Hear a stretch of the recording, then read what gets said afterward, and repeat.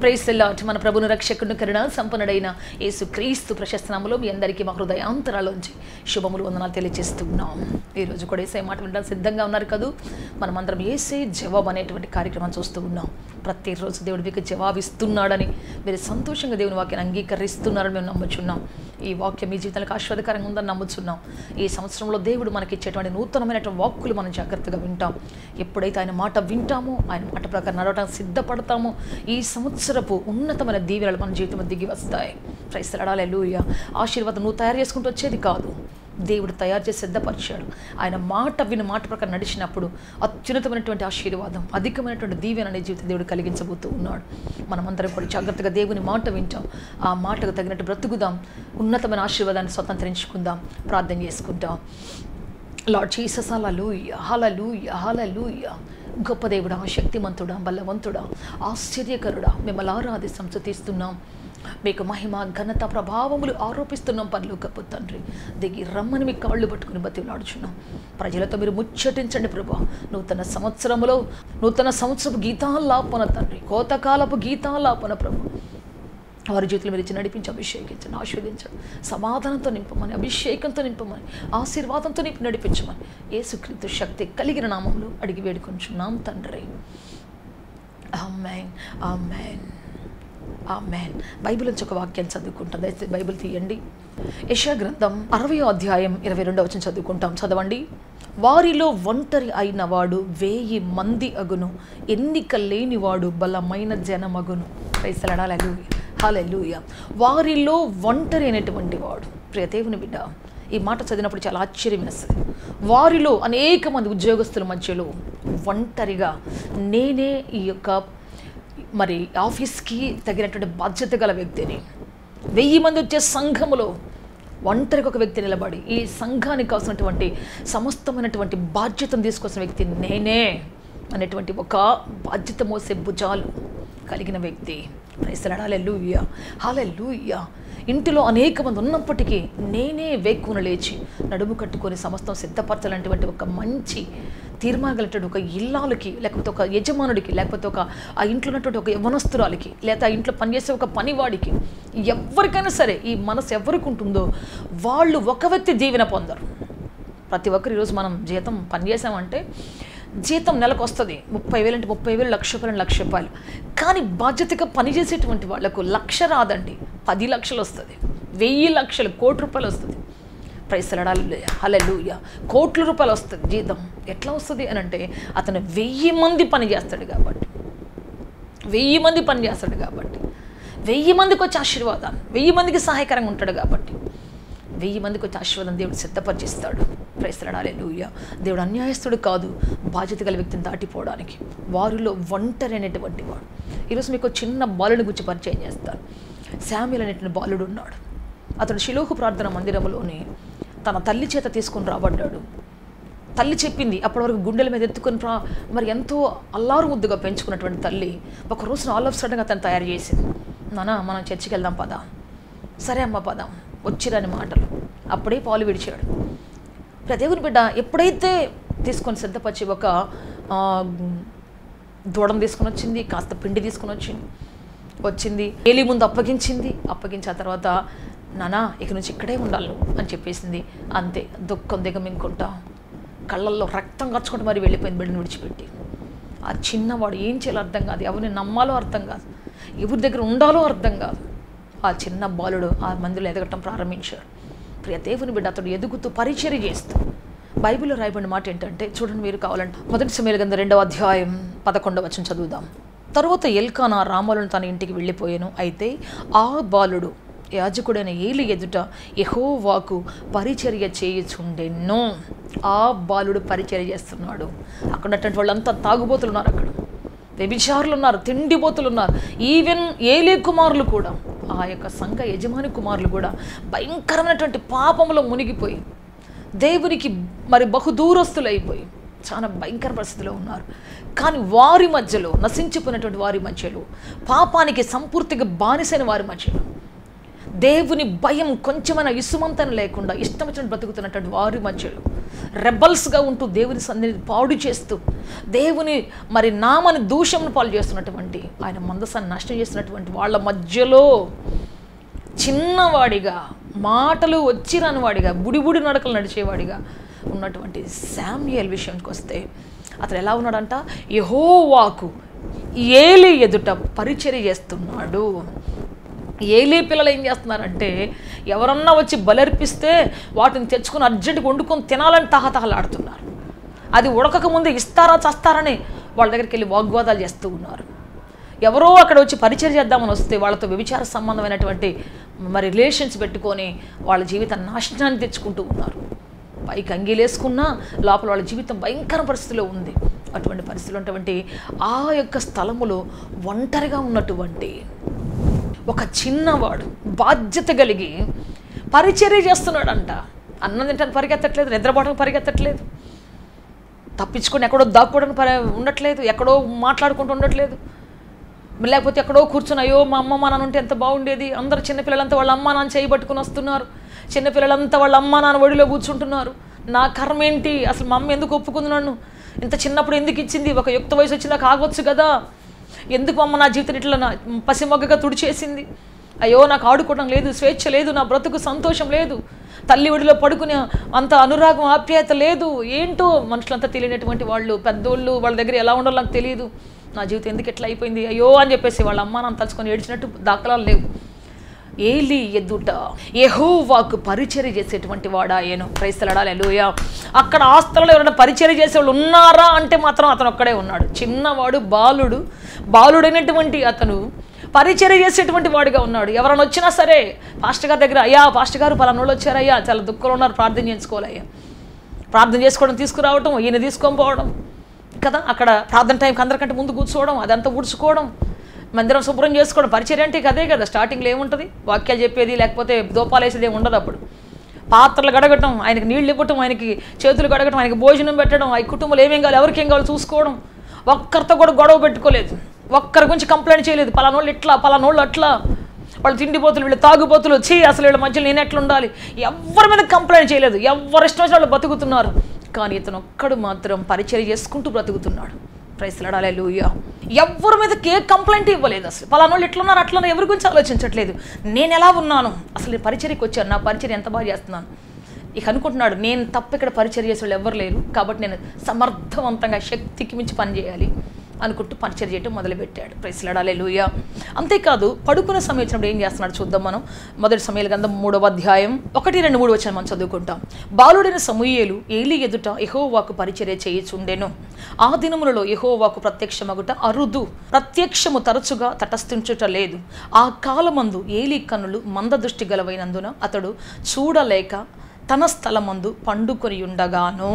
ఏం చేస్తున్నాడంట, తన స్థలంలో పండుకొని ఉన్నాడంట. తన స్థలంలో చాలా దేవుని బిడ్డ కళ్ళు మందదృష్టి అయిపోయి తన స్థలంలో తనకి ఇష్టం వచ్చిన స్థలంలో పడుకున్నాడు ఏలీ. అయితే మరి చూడండి 3వ వచనం, దీపము ఆరిపోక మునుపు సమూయేలు దేవుని మందసమున్న యెహోవా మందిరములో పండుకొని ఉండగా. ఆ మందసం దగ్గర ఎవరు పడుకోలేదండి, ఆ ప్రత్యక్షతను చూడడానికి ఎవరు అక్కడ లేరు. అందరూ వాళ్ళకి ఇష్టం వచ్చిన స్థలాల్లో పడుకొని ఉన్నారు, ఇష్టం వచ్చిన స్థలాల్లో బ్రతుకుతున్నారు.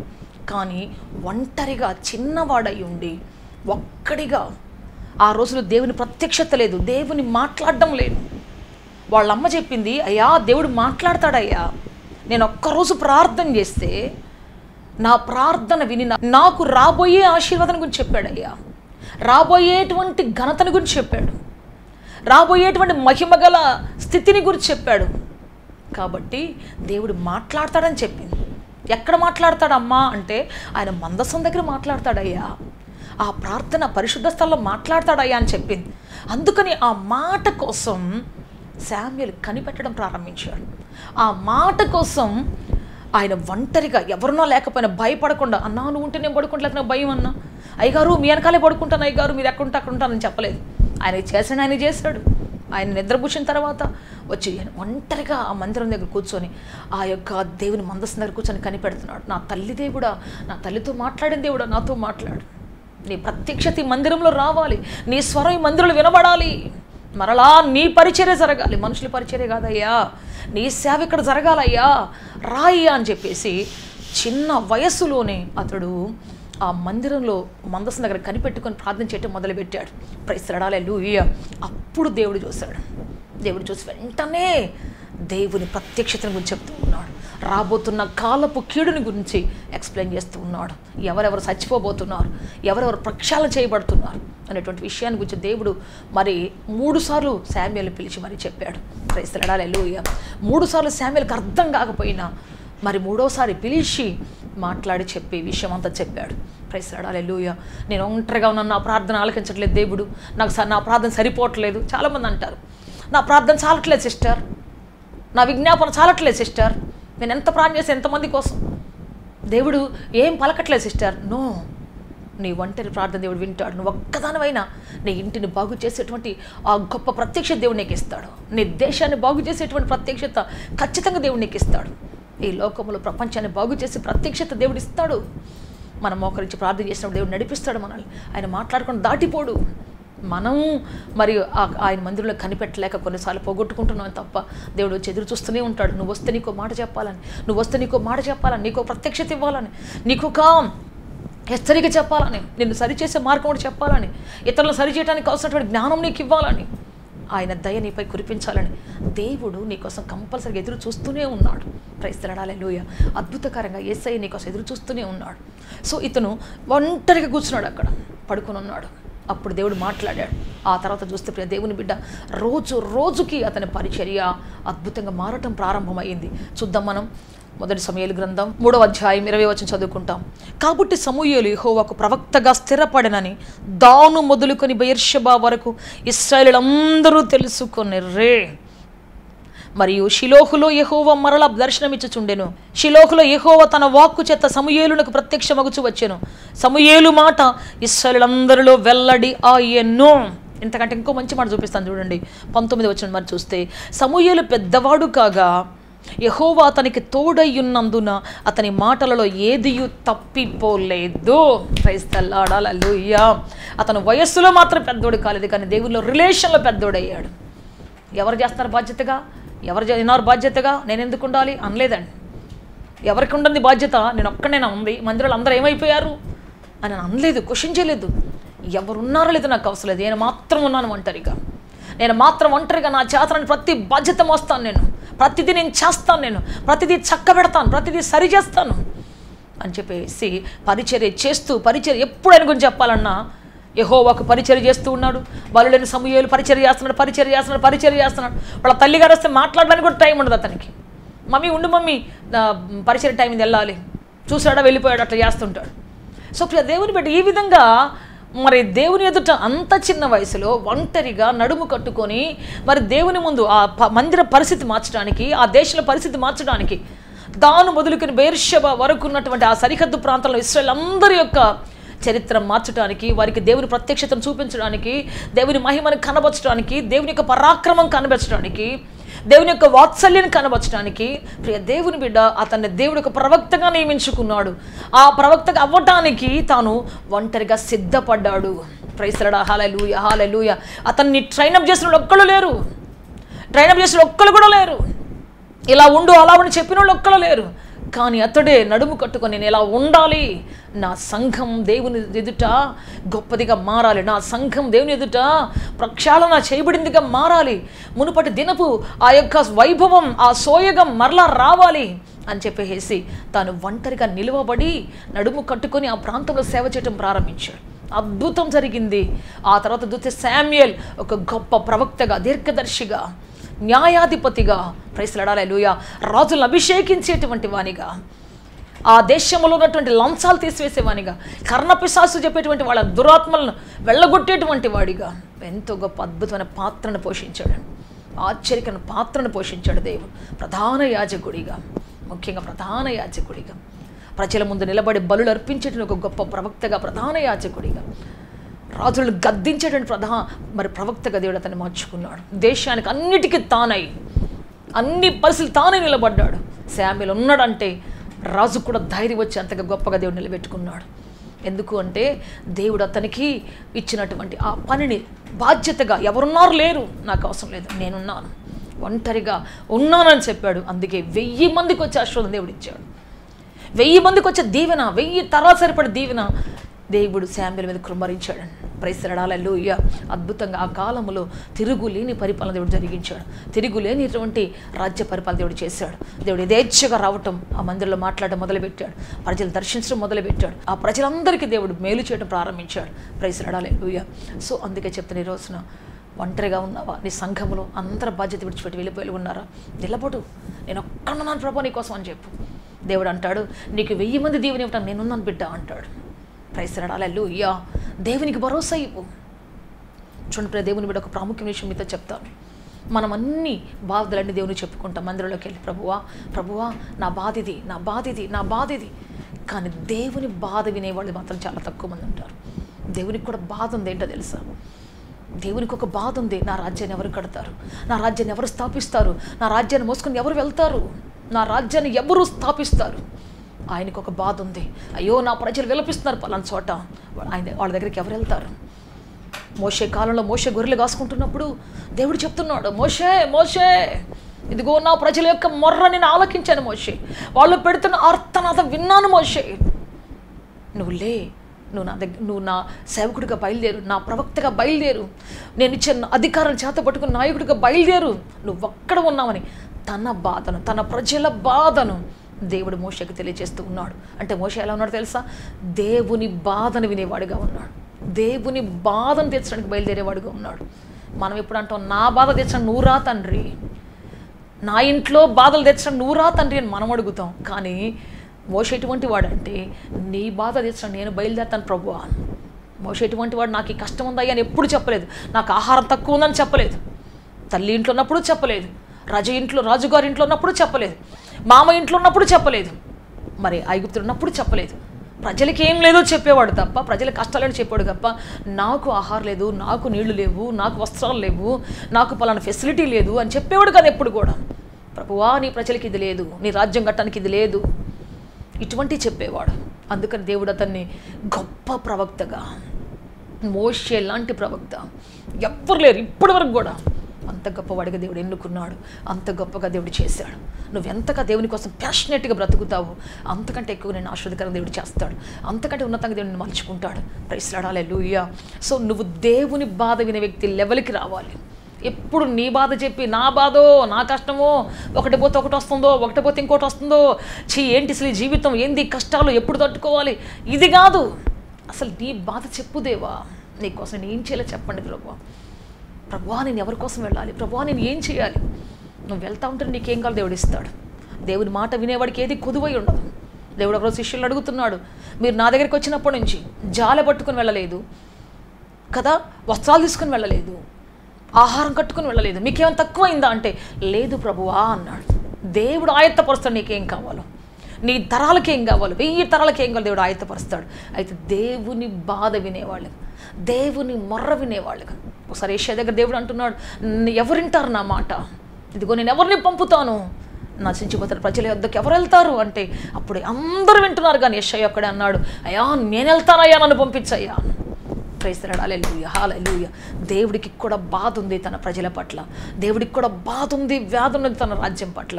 తప్పిపోతున్నటువంటి వారి మధ్యలో వారిని గుచ్చినటువంటి బాధ మూలుగు దేవుడి దగ్గర ఉంది, ఆ యాతన ఉంది ఆయన దగ్గర.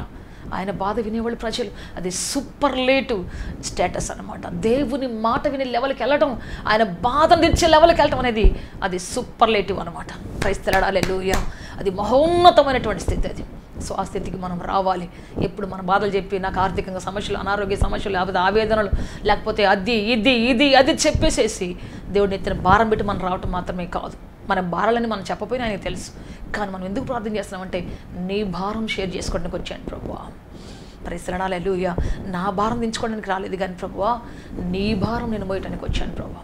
అందుకే అన్నాడు, ప్రయాసపడి భారం మోసుకుంటున్నటువంటి సమస్త జనులారా, దేవుని భారం, దేవుని రాజ్య భారం, దేవుని యొక్క రాజ్యానికి వచ్చినటువంటి ఆ తృష్ణను, ఆ భారాన్ని ఎవరైతే మోస్తారో, ఆ బాధను ఎవరైతే మోస్తారో వారిని విశ్రాంతిలో దేవుడు నడిపిస్తాడు.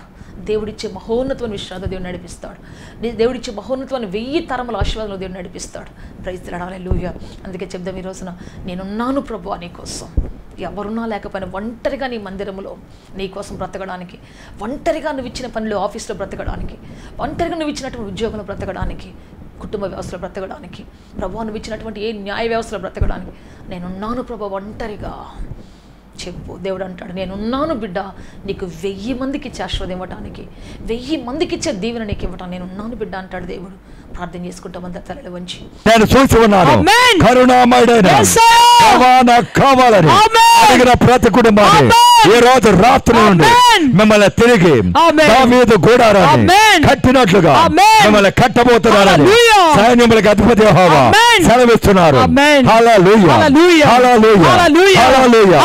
అనేక మంది మీ యవ్వనస్తుల గురించి బాధపడుతున్న వారికి సైన్యములకు అధిపతి యెహోవా కరుణించే దేవుడు చెప్పమంటున్నాడు, నా కరుణ ద్వారా నీ పిల్లలు పనికి మాలిన వారిగా ఉండరు. నా కరుణ ద్వారా నా మందిరంలో ఉన్న ఒలివ చెట్ల వలె అనేకులకు సహాయం చేసే, దీపానికి నూనె పోసే ఒలివ చెట్టు కొమ్మలుగా నాకు సాక్షులుగా మీ యవ్వనస్తుల్ని మీ పిల్లల్ని మార్చబోతున్నానని సైన్యములకు అధిపతి యెహోవా సెలవిస్తున్నారు. నమ్మిన వారు ఆమె చెబుతూనే ఉండండి, అలా చెబుతూనే ఉండండి, స్తోత్రం చెబుతూనే ఉండండి. హల్లెలూయా, హల్లెలూయా, హల్లెలూయా. నా కుమారుడు కుమార్తె వ్యాధి కలిగిన ప్రతి ఒక్కరు, దయ్యాల శక్తితో బాధపడే ప్రతి ఒక్కరు, బాణమ శక్తితో బాధపడే ప్రతి ఒక్కరు, క్షుద్ర శక్తులతో బాధపడే ప్రతి ఒక్కరు, చీకటి శక్తులతో బాధపడే ప్రతి ఒక్కరు తెరవండి. దావీదు కుమారుడు యేసుక్రీస్తు ప్రభువా కరుణించండి, కరుణించండి, కరుణించండి. అడుగు కుమారుడా, అడుగు కుమార్తె, నోరు తెరువు, నోరు తెరువు, నోరు తెరువు. నాతరేడైన యేసుక్రీస్తు ప్రభునామములో ప్రతి మంత్ర ప్రతి సకల వీరికి విరుద్ధంగా పరిచయం వీరి మెడ మీద ప్రతి తాళను తగ్గిస్తున్నాను ప్రభు. ఈ రోజు నుండి విముక్తులయ్యారు. ఈ రోజు నుండి ప్రతి దయాల శక్తి నుండి విముక్తులయ్యారు. కరుణ కరుణ కరుణ ప్రకటిస్తున్నాను. అందరు నోరు తెరవండి. నాకు దయాల శక్తి వద్దు, పరిశుద్ధాత్మ శక్తి, పరిశుద్ధాత్మ శక్తి కావాలని అడగండి, కావాలని అడగండి, కావాలని అడగండి. కరుణాత్మ, కరుణాత్మ 12:10 కరుణాత్మ ఎప్పుడే రండి, ఎప్పుడే రండి, ఎప్పుడే రండి, ఎప్పుడే రండి. క్రీస్తు యేసు, క్రీస్తు యేసు ఆత్మ అందరి మీద కృమరించండి, అందరి మీద కృమరించండి, అందరి మీద కృమరించండి. హల్లెలూయా, ప్రతి కాడి కొడుతున్నాము యేసు క్రీస్తు ప్రభునామములో. హల్లెలూయా, హల్లెలూయా. అందరూ కరుణించమని అడగండి, అడగండి, అడగండి.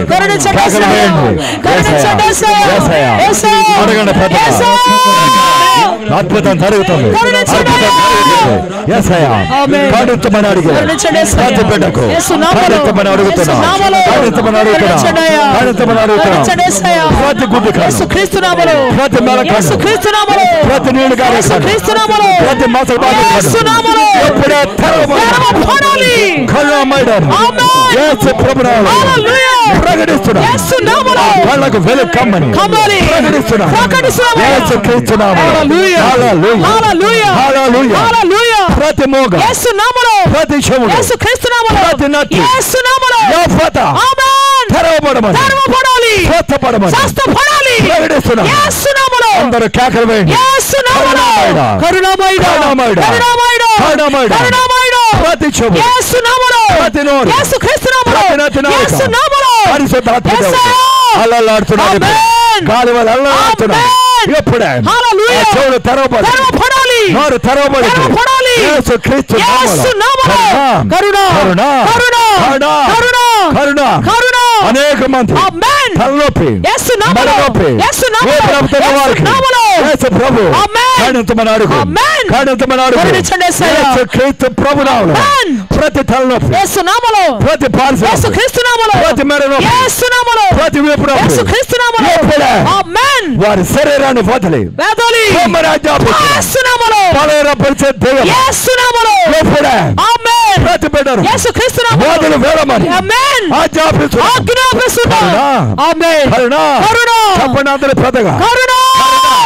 కరుణ, యేసయ్యా, కరుణించము, కరుణించండి అయ్యా, కరుణించండి అడిగే ప్రతి బిడ్డ, కరుణించండి అయ్యా, అడిగే ప్రతి బిడ్డ, కరుణించండి అయ్యా. right now, ఆమేన్. Father God, ఇప్పుడే, with the bread, amen, bread and amen, realize, amen, normal patient, hallelujah, in the name of Jesus Christ, ఆమేన్, యేసు క్రీస్తు ప్రభువు, హల్లెలూయా, కరుణామయుడా, కరుణామయుడా, ఆమేన్, ప్రతి మెడ, యేసు నామములో, ప్రతి తల, యేసు క్రీస్తు నామములో, ప్రతి వీపు, యేసు నామములో, నూతన పరిచర్యకు, కోట్లాది వందనాలు, కోట్లాది వందనాలు, ఆమేన్, కోట్లాది వందనాలు, కోట్లాది వందనాలు, ప్రతి మోక్ష వ్యాధి, యేసు నామములో, ప్రతి ఎపిలెప్సీ వ్యాధి, క్రీస్తు నామములో, ప్రతి పిచ్చి వ్యాధి, యేసు నామములో, చేయలేపండి, చేయలేపండి, హల్లెలూయా, యేసు క్రీస్తు ప్రభువు, ఆమేన్, ఇప్పుడే యేసు నామములో, ప్రతి మోక్ష, యేసు క్రీస్తు నామములో, ప్రతి మోక్ష, యేసు నామములో, ప్రతి ఎపిలెప్సీ, యేసు క్రీస్తు నామములో, ప్రతి ఫిట్స్, యేసు క్రీస్తు నామములో, తొలగిపోమని, ఆజ్ఞాపిస్తున్నాను, యేసు క్రీస్తు ప్రభువు, ఆమేన్, హల్లెలూయా, హల్లెలూయా. అనేక మంది యేసు నామములో, చేతులు నొప్పి, యేసు నామములో, పాదాలు నొప్పి, ఆమేన్, పక్షవాయు, ఆమేన్, అటువంటి వారు యేసు నామములో, ఇక్కడ నేను చెబుతుండగానే ఆమేన్, మీరు చేయలేకపోతున్నారు. ఆమేన్, నజరేయుడైన యేసు క్రీస్తు ప్రభువు అద్భుతమైన నామములో, హల్లెలూయా, కరుణామయుడా, కరుణామయుడా, కరుణామయుడా, కరుణామయుడా, ఇప్పుడే యేసు నామములో, పక్షవాయువు, ఆమేన్, స్వస్థపడండి, స్వస్థపడు, ప్రకటిస్తున్నాను, ప్రకటిస్తున్నాను, బలహీనత, యేసు నామములో, కాలు బలహీనత, యేసు క్రీస్తు నామములో, స్వస్థపడండి, స్వస్థపడు, ప్రకటిస్తున్నాను, ప్రకటిస్తున్నాను, ఇప్పుడే యేసు నామములో, చెయ్యి లేపలేని వారు, యేసు క్రీస్తు నామములో, చెయ్యి లేపలేని వారు, యేసయ్యా, ఇప్పుడే చెయ్యి లేపండి, యేసు చెయ్యి నామములో, లేపండి, లేపు, చెయ్యి లేపలేని వారు, లేపండి యేసు నామములో, చెయ్యి లేపండి, లేపండి యేసు నామములో, చెయ్యి లేపండి, లేపండి యేసు నామములో, అనేక చేతులు, ఆమేన్, ఇప్పుడు దేవుడు బాగు చేశాడు, ఆమేన్, కరుణ, కరుణ, కరుణ, కరుణ, యేసయ్యా, యేసయ్యా, కరుణ, కిందకి పైకి, ఆమేన్, కిందకి పైకి, హల్లెలూయా, చెయ్యి తాడించండి, యేసు నామములో, చెయ్యి తాడించండి, యేసు క్రీస్తు నామములో, యేసయ్యా, యేసయ్యా, యేసయ్యా, యేసయ్యా, అనేక చేతుల్ని ఆమేన్,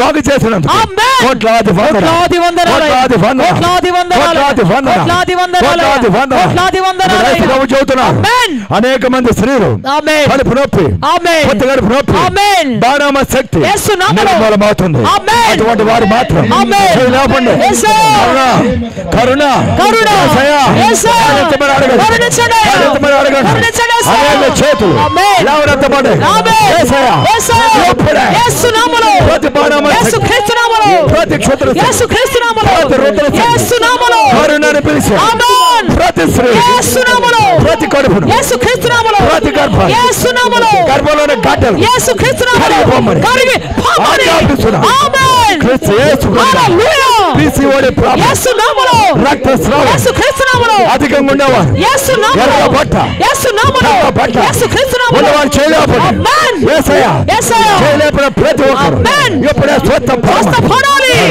కరుణ, మైదానంలో అందరూ చెప్పండి, ఆమేన్, యేసయ్యా కరుణించమని.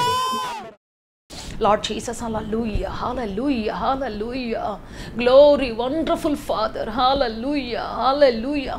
పరిశుద్ధాత్మ దేవా, మేము 1000 మంది ఆశీర్వాదం పొందాలి భూమి మీద, ఒక్కరి ఆశీర్వాదం కాదు ప్రభా, ఒక్కరి దీవెన కాదు ప్రభా, నేను 1000 మంది దీవెన పొందాలి నాయన, 1000 మంది ఆశీర్వాదం పొందాలి ప్రభా, 1000 మంది కృపను పొందాలి ప్రభా.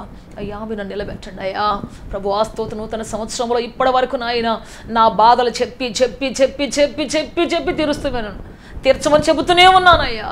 కానీ ప్రభు ఈ రోజున చెబుతున్నాను, నీ బాధ, నీ రాజ్యాకాంక్ష ప్రభువా, నీ రాజ్యానికి వచ్చిన భారాన్ని మోసే కృప నాకు దయచేయ్యా, నీ బాధను వినే చెవులు నాకు దయచేయ్యా అయ్యా, నీతో ముచ్చటించే కృప నాకు దయచేయండి అయ్యా, నీ రాజ్యం కోసం అడుగులు వేసే శక్తి నాకు దయచేయండి అయ్యా, నీ రాజ్యం కోసం ప్రభు అతని నాయన అయ్యా ఒక స్వరముగా ప్రభువా, ఒక భారం గల హృదయముగా మారే కృప నాకు దయచేయండి అయ్యా, ఒక బాధ్యత గల మనసుగా బ్రతికే కృప నాకు దయచేయండి ఆయన. నీ బలముతో నింపున, నీ కృపతో నింపు నడిపించి బలప సహాయం చేయండి. మీరు అద్భుత కార్యం చేయదండి, ఆశ్చర్యక నడిపించండి, మీ శక్తితో నింపండి ప్రభు, జీవముతో నింపండి ప్రభు, మమ్మల్ని లేవనెత్తండి, సంధించండి అయ్యా. శామ్యూయేలు వలె ప్రభు ఎవరున్నా లేకపోయినా తండ్రి, ప్రభు మోషే వలె ఎవరున్నా లేకపోయినా ప్రభు తండ్రి, నీకు నడుము కట్టుకుని నిలబడే శక్తి నాకు దయచేయండి. కృపతో బలముతో శక్తితో జీవంతో నడిపించి బలపరచమని యేసుక్రీస్తు శక్తి కలిగిన నామములు అడిగి వేడుకొంచున్నాము తండ్రి. ఆమేన్, ఆమేన్. May God bless you all. నిర్వతిగా దీవించి ఆశీర్వదించి ఉన్నతంగా ఫలవర్తిగా మార్చునుగాక, గొప్ప సమాధానంతో సమకూర్చునుగాక, నిలువ పెట్టునుగాక. ఆమేన్, ఆమేన్. ఆత్మతో సత్యముతో ఆరాధించాలని ఆశిస్తున్నారా? యేసయ్యను గూర్చి మరింత లోతుగా తెలుసుకోవాలని అన్వేషిస్తున్నారా? శ్రమల, వేదనల, గొడ్రాలితనమా, నిరుద్యోగమా, ఓటమియా, సమస్య ఏదైనా జవాబు మాత్రం యేసులోనే మీ సమస్యల కొరకు ప్రార్థించుటకు మా ప్రేయర్ టవర్ ద్వారములు ఎల్ల వేళలా తెరవబడే ఉంటాయి. వివరములకు మా చిరునామా హోలీ ప్యారడైజ్, KH వాడ, నవాబ్పేట, నెల్లూరు, ఆంధ్రప్రదేశ్, ఇండియా. మా ఫోన్ నంబర్లు 9247807631 మరియు రండి, మీ దుఃఖ దినములు సమాప్తములగును. ఆమేన్, ఆమేన్, ఆమేన్.